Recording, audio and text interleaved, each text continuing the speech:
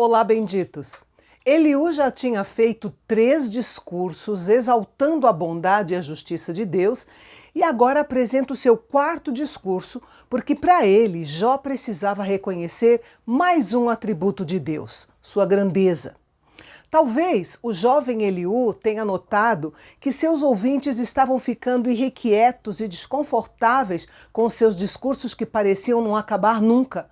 Por isso ele começou a sua fala pedindo a eles que tivessem um pouco mais de paciência e continuassem ouvindo seus argumentos. Afinal, ele tinha um amplo conhecimento e era senhor do assunto.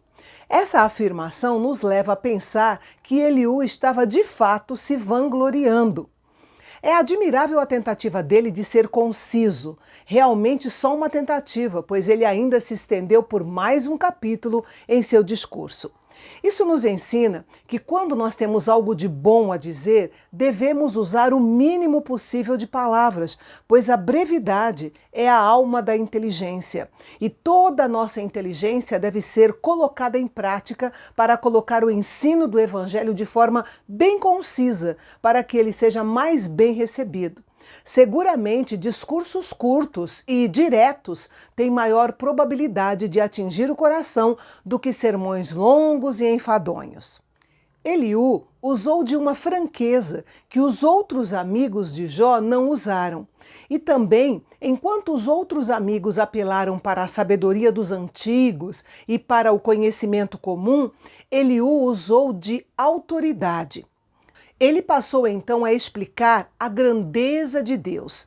E o fato de Deus ser grande e poderoso não significa que ele ignore o que o ser humano faz ou que não se interesse por ele. A grandeza de Deus é a razão pela qual ele não despreza ninguém. Eliú disse que Deus é grande na força da sua compreensão. O que ele quis dizer com isso? Ele se referia ao propósito de Deus em castigar os ímpios e ajudar os justos aflitos. Jó acreditava que Deus o estava ignorando, mas Deus não tira os olhos de sobre os justos e, no devido tempo, transforma tragédias em bênçãos e os exalta. Deus nos disciplina a fim de nos corrigir e ensinar a maneira correta de viver. Se aprendermos nossas lições e obedecermos, Ele volta a nos abençoar. Porém, se nos rebelarmos, seremos destruídos.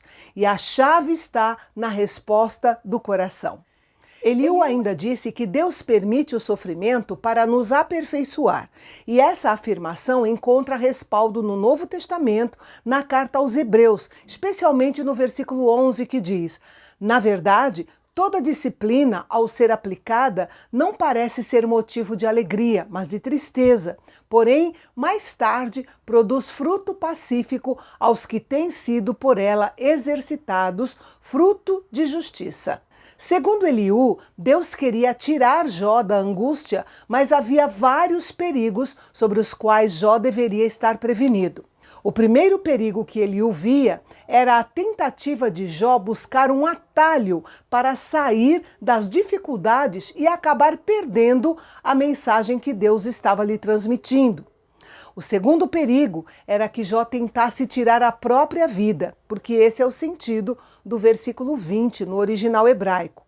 Em várias ocasiões, Jó havia expressado o desejo de morrer, porque naquela época o pensamento geral era que a morte seria o fim de tudo. E isso certamente era um perigo em potencial para Jó. Eliú via outro perigo ainda, que Jó desistisse de toda a esperança e se entregasse a uma vida de pecado. Por isso, ele insistiu com Jó para que tivesse uma nova visão da grandeza de Deus e assim o exaltasse. Deus quer nos ensinar através do sofrimento, e uma evidência de que estamos aprendendo nossas lições é exaltar e louvar a Deus até mesmo pelas provações. Assim como a oração, o louvor possui poder transformador. A partir do versículo 22, inicia-se a última sessão do discurso de Eliú, que é marcada por uma inspiração repentina e maravilhosa que o encheu de tal forma que ele mudou completamente o tom da sua fala em relação a Jó. Já não era mais uma fala dura e condenatória.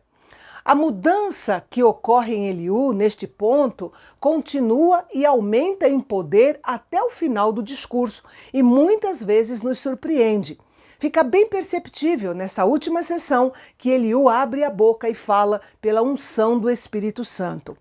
Ele expressa a grandeza insondável de Deus na tempestade. Este foi o argumento mais verdadeiro e poderoso de Eliú. Ele ilustra as obras de Deus na natureza, mais especificamente com o controle de Deus sobre o seu mundo durante as 4 estações do ano. Mas este é um assunto para o nosso próximo encontro aqui no Canal Bendito, o nosso canal de Fala Fácil. Até lá!